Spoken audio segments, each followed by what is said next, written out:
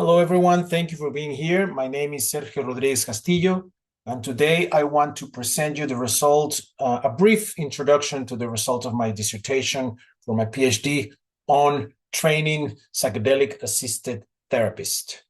Let me share a little bit about me before we start. I'm from Mexico. I'm a lawyer, practiced law for over a decade back in Mexico. Then I became a psychotherapist.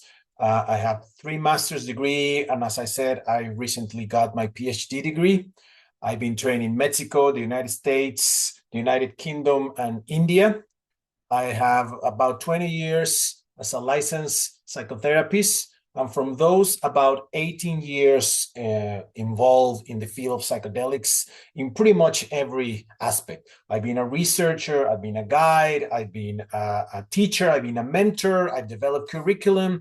Psychedelics and psychedelic-assisted therapy is a topic really close to my heart. I was also a core faculty and the Integral Counseling Psychology program in CIIS. And as I said, this is my research presentation. It's a broad dissertation over 600 pages long. I reviewed 80 programs worldwide, and then I focus on 16 programs. Don't worry, I'm not going to present all of that here, but I want to give you a sense of what was my dissertation about, because I think the topic is important. And let me begin with a quote of the founder of the CIIS psychedelic training program. This is by Janice Feld. And when I read this quote, it really got me thinking, yes, there's so much emphasis on research. There's so much emphasis on what are psychedelics good for, that we haven't really paid attention to who are we training and what should we train people when they are sitting to guide psychedelic trips or journeys. There is somewhat an agreement that it is a good idea to have a sitter, a guide, or a therapist to support the experience, but how are these guides trained? That's still up for grabs in so many ways. And let me give you an example of what I'm talking about. A few years ago, I was still teaching at CIIS. I used to teach a 7:30 class on Mondays. Yeah, not the best, not the most popular schedule, but whatever. So I was teaching this class. It was a transpersonal psychotherapy class. And as we're doing the checking that we do at the beginning of class, I noticed that one of my students appeared really distressed, really discombobulated. He was not able to check in. He was teary. He left the room a few times during the class until eventually he approached me during the break and say, I really cannot do this. Can I be excused and talk to you at the end of the classroom? Say, of course. So I looked him and took him to my office at the end of the classroom, and he looked really, stressed out. And I asked him, what's going on? And the first thing that came out of his mouth, when I asked him, it was this expression: I just don't want to cause the end of the world. I was rather surprised. That was not what I was expecting to hear. So I started asking him more about it. It turned out that he had, the day before on Sunday, he had an experience, a psychedelic experience with 5-MeO-DMT. Some of you may know, a very strong psychedelics. And he was not being able to function well after that, a day later. So I start asking him more questions. Well, tell me, how were you prepared for this event? He said, no preparation at all. I was hanging out with one friend of mine, and he said, I have another friend that does this type of work. Would you be interested in doing it? He had done some other psychedelics before. So he said, sure, why not? I'll learn something about myself. So without any preparation, really, they gave him 5-MeO-DMT. The experience comes up very quickly, very strong. And he told me, I felt like I was going crazy. I felt like I was dying out of this experience. I was shouting, I was told, for the whole experience that lasted between 20 minutes and 100 years. It felt eternal for me. And at the end, we just laughed a little bit. Well, they laughed. They told me, don't worry, you'll be fine tomorrow. And they sent me home. So there was no preparation and there was no integration. And I haven't been able to sleep. This has been a horrible experience for me. And I'm really discombobulated. As it turned out, this experience was being one of these, how do we call it, cataclysmic experience, right? Apocalyptic experience, where he somehow was convinced that he was going to bring about the end of the world. And it took us a while to help him kind of reorganize his way of thinking and come back to life. So that and the comment from Janice Phelps, plus my years of working with people and seeing people both healing and also suffering in these psychedelic states, really got me thinking that we need to pay more attention to how prepare people. But why is this important? What is the status of the situation? Well, let me share some information from my research with you. So the psychedelics use is growing worldwide, both in the US and worldwide. You could say that it has been exponentially growing, especially in the last 20 or so years. But with that increase, as you might expect, there's also a significant increase, over 60% between 2016 and 2022 on the visits to the ER and hospitalizations connected with psychedelics. Now, it is important to clarify that this is way lower than what we see happening in, for example, alcohol. Still, it's a concerning trend connected with the growth of psychedelics use. Not only visits to hospitals have increased, the research has also increased. As you can see here, by the way, all these graphs come from my dissertation. You can see how research has steadily increased over the years on this field, and what scientists are researching is what are the potential healing applications for psychedelics. And on the one hand, as some of you would expect, this includes mental illness, such as depression or anxiety, substance abuse, eating disorders, existential distress, fear of death, and so on and so forth. But not only for that, there's also significant research going on trying to figure out if psychedelics can be used for Alzheimer's disease, sclerosis, sleep disorders, Lyme disease, diabetes. So there's a significant amount of illnesses and mental illnesses and physiological illnesses that are being explored to whether psychedelics can help to heal them. Another thing that is changing is the regulation concerning psychedelics. As you can see in this map, all those places where you see light green are places where there's some form of reform efforts, some regulatory efforts to change the status of psychedelics. The two states in dark green, Colorado and Oregon, are the states where psychedelics, mostly psychedelic mushrooms, are being legalized. And all the little dots that you see there are places where psychedelics have been decriminalized. Now, this is just the US.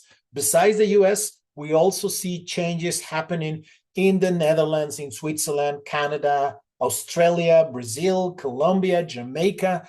More and more countries are relaxing the rules for the use of psychedelics, mostly for medical purposes, and in some places even for relaxing purposes or other type of effects, right? So this is bringing about an increase in the demand for guides. As I said, there seems to be, since the 60s, kind of a consensus that this is not a thing that might be a good idea to do by yourself, especially if you want to have some to reap the benefits of it. So you need a guide. So there's a demand for more guide. And as a result, there's also a demand on training programs. As you can see here, especially in the last 20 or so years, the number of training programs has increased significantly. And we could argue, and I would agree with that this is a good thing. The more programs that more people are going to be trained, are more people are going to be ready to support others when dealing with psychedelics. And yes, this is true, but unfortunately, as they say, not all programs are created equal. This is another graph from my research where I am analyzing just a simple criteria what is the proportion of body, mind, spirit connected topics that are included in psychedelic programs. Psychedelics, as you may know, impact the body, the mind, and the spirit. And it's important that all these aspects are included. But as you can see in this graph, the ratio in which each of these is explored in each program is significantly different. So this is not surprising because there are really no clear guidelines about what to include in a training program. So in some ways, we're still in the Wild West when it comes with psychedelic programs. Each program needs to decide what to include and what to leave out. This is concerning because a lot of wounded healers appoint themselves guides or shamans or whatever word they want to use, and they start doing this work without clear guidelines, without clear training. And what I'm going to show you now, there are just a few headlines of the type of things that these not well-prepared guys, and sometimes well-prepared, experienced guys are doing. And you'll see that the word sex appears over and over in this, but not only sex, there are other types of violations that can happen. So a poor training brings about, you just saw the headlines, the risk for abuse, boundary violations, and abuse of different types, sexual power, proselytism, all sort of things. Not only that, a guide that is not well trained is more likely to pathologize a behavior that could be totally healthy or normal in a psychedelic state, and can even re-traumatize a person. And imagine how terrible is that a person takes psychedelics hoping to heal the trauma. There's a lot of research on the potential value of substances such as MDMA or psilocybin to heal trauma. And with the wrong guide, it could actually be re-traumatizing. Moreover, poorly trained guys may not know what to do in a crisis situation, and that can be in itself harming. And this brings about mishealing opportunities.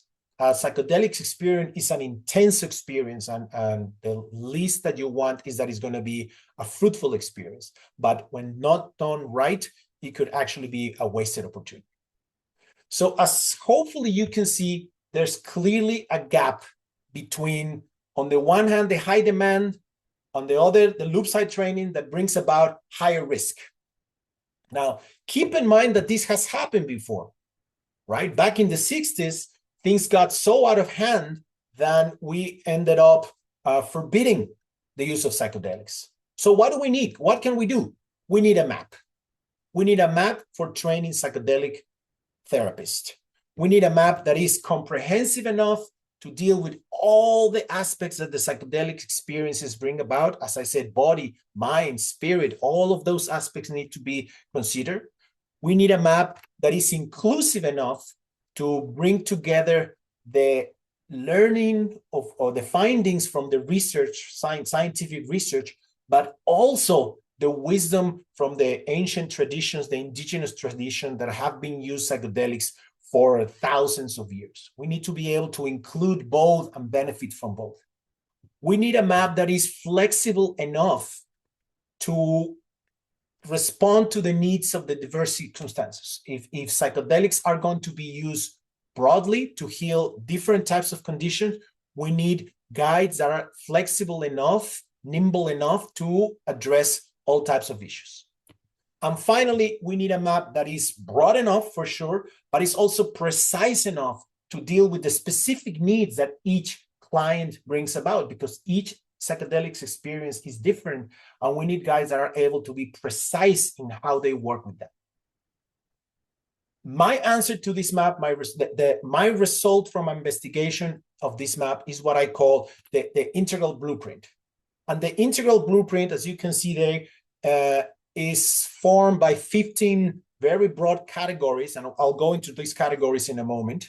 But these categories are in themselves subdivided in 60 topics, And these, in turn, are subdivided in 265 components. So you understand what I call it integral. It's very broad, it's very ambitious, and it's not just a list of topics that need to be included, but it's actually a strategically organized solution to deal with all the needs and all the things that a psychedelic guide should learn.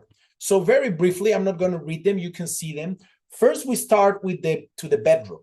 This is the deep core. This is what I believe any person that is interested in guiding journeys, experiences need to know. I notice that most programs don't really go deep into this. They have some do historical understanding or indigenous background or things like that. But here, of course, we cover that. But we put a lot of emphasis in self-development. I said that I was not going to read them, but this one is very important that I do emphasize that self-development is one of the missing links in most programs. Most programs kind of assume that guides will be already well developed. They have done already their personal work. That is not always the case, and I show you the headlines. The topics, general topics of equity and inclusivity that are later revisited in the program, and the spiritual dimension. Those three, especially number 2 and number 4, are some of the most omitted topics in a training program. So check out your program. If you're already in a program, how much emphasis are they putting in number 2 and number 4? And of course, number 3. So once you have this bedrock, then we start talking about the foundation. What are the topics that we need participants, students need to learn? And we talk about legal aspect, ethical aspect, shamanic approaches, medical knowledge, chemical knowledge, all this type of stuff that you need to have as supporting components. Now, notice something. I said that the blueprint is 15 categories. Well, we are at number 8, and we still haven't started talking about how to hold a psychedelic session. And this is key because, again, we need to have the bedrock, we need to have the foundation, and only then we start talking about what I call the applied knowledge. And this is what most programs focus on. 9 to 12, most programs are pretty good at this. But again, if you are teaching only the structure and you're just teaching this functional framework, you're really not teaching enough. If you don't have the bedrock and the foundation, your structure is going to be wobbly and bad things can happen. Continue with the blueprint. After we present the structure, then we go, and with this architectural metaphor, then we go to the keystone. And the keystones are specific situations and challenges that serve us to review all of the above and see if the students really know how to apply the knowledge. And finally, because this is a blueprint and because the intention is to make it as broad as possible, in the wings, we expand the scope to reach out to the community, systems, and planet. So this is the integral blueprint. The integral blueprint is available. You just need to reach out to me, freely available. My hope with this presentation and with this dissertation is that people know about it because there are big things at stake. First, and this is in no particular order, the risk of mistaken application. A poorly trained guide or a loop-sided guide is not going to know when to use psychedelics, when not to use psychedelic, and even what types of psychedelics use. So it can be harmful. Second, as I said, this can be wasted opportunities, right? I talked already about it. If we're going to do something as significant, as dramatic as having a psychedelic experience, the least that you want to do is to make sure that the experience is healthy. Now, another risk, as you know, these programs, all these training programs are competing in the marketplace, and one danger of being in this Wild West is that programs often sacrifice depth for length. There is this assumption that faster means better, which is usually not the case. And programs, in order to compete in the marketplace and get those students registered in their programs, sometimes oversimplified what needs to be covered or cut corners. I saw a lot of that in the top programs that I reviewed. Yet another danger, another risk is that of appropriation and exploitation and exclusion. Usually those that have been already traditionally and historically marginalized and taken advantage of are going to continue to be those ones taken advantage of. And if we need to cut something off, it's also going to be the acknowledgement of the contribution of the native people, the indigenous people, and just going to take again from them what they are, what they have, what they can offer us. So this is yet another mistake. In some ways, we want to avoid repeating the mistakes of the past. As I said, we've been here before. Back in the 60s, back in the early 70s, there was an interest, a birthing of psychedelic science, and it was all squashed down. It was all forbidden. It was all stopped. We're going through, as some of you may have heard, a renaissance of psychedelic research. And we want to make sure that we don't make the same mistakes of the past. That can bring about what I've said before, harm, re-traumatization, and abuse. This is the main, well, one of the two main concerns for me, that this, instead of being healing, becomes harming just because we are not training properly those guides. And finally, if this happens, what we fear is that people would stop believing in the value of psychedelics. It has taken a long time for people to start changing their view. Those of us that grew up in the 80s and 90s, we heard that this is your brain in drugs. And it has taken a while to see that these are not drugs in the negative sense of the word. These are potential healing substances that can expand our mind and heal our mental conditions or illnesses. So I gave you already an example of psychedelic therapy going wrong, right? So I think it's only fair that I give you an example of what can happen when this is done right. Just as I gave you the example of a student, I'm going to talk to you about another case. This is someone that I help in Jamaica with psychedelics.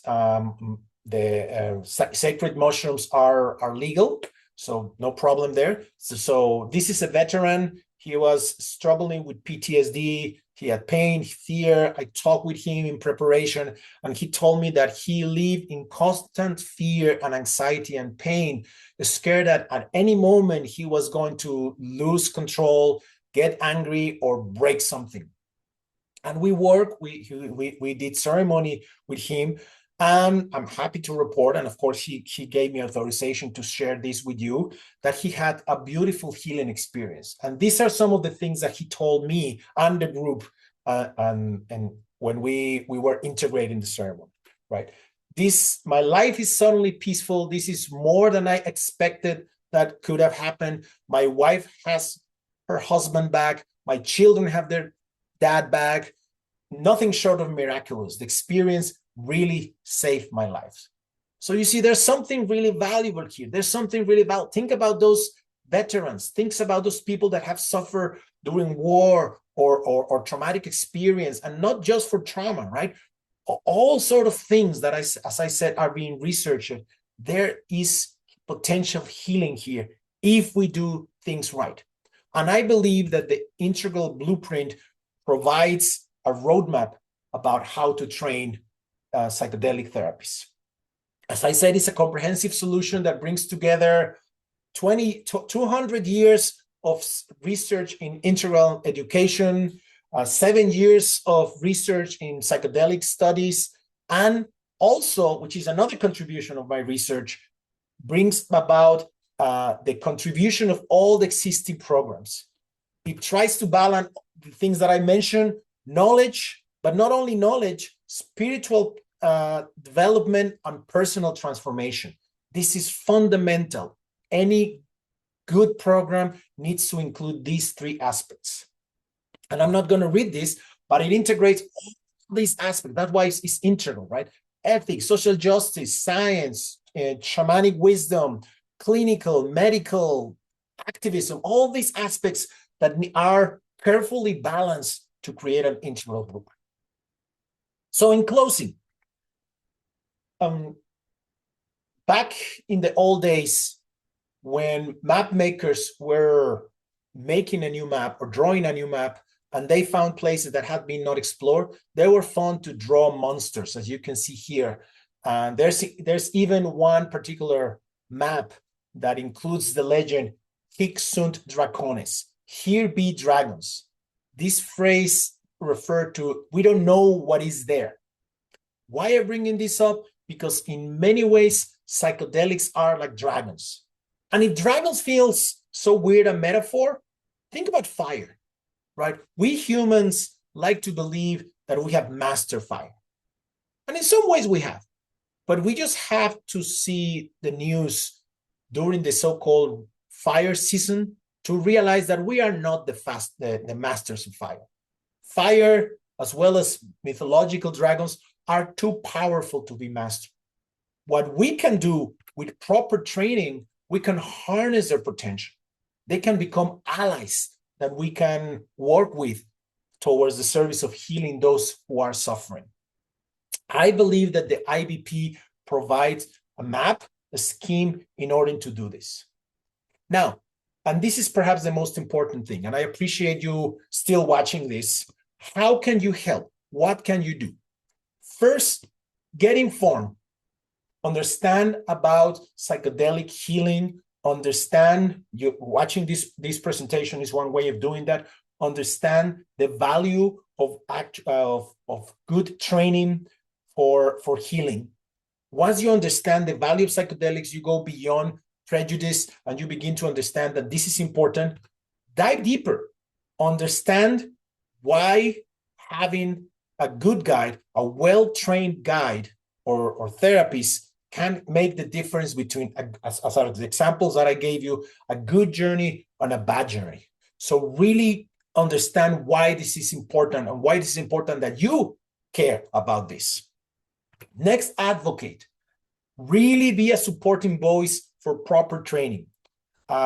We need the gift of psychedelic-assisted therapy, and we need guides that can help us reap the benefits. So if you know of a program, really, and this is the last one, sorry, demand that programs apply the integral blueprint or something similar to the blueprint.